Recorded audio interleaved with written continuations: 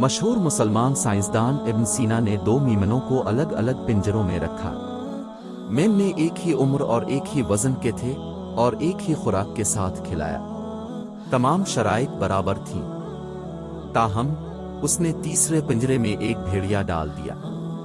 صرف ایک بھیڑ کا بچہ بھیڑیا کو دیکھ سکتا تھا لیکن دوسرے بھیڑ کو نہیں۔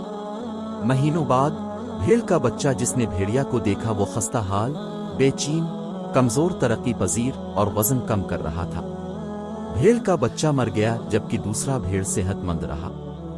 اگرچہ بھیڑیے نے اپنے ساتھ والے بھیڑ کے بچے کے لیے کچھ نہیں کیا، لیکن جس خوف اور تناؤ میں بھیڑ کا بچہ رہتا تھا اس نے اسے وقت سے پہلے ہی ہلاک کر دیا، جبکہ دوسرا میمنا جس نے بھیڑیا کو نہیں دیکھا وہ پرامن تھا اور صحت مند وزن کے ساتھ اچھی طرح نشوونما پاتا تھا۔ اس تجربے میں نے ذہنی صحت کی اہمیت کو ظاہر کیا۔ اپنے آپ کو غیر ضروری پریشانیوں میں مبتلا نہ کریں۔ اللہ پر بھروسہ کرنا سیکھیں اور اپنی ذہنی صحت کا خیال رکھیں۔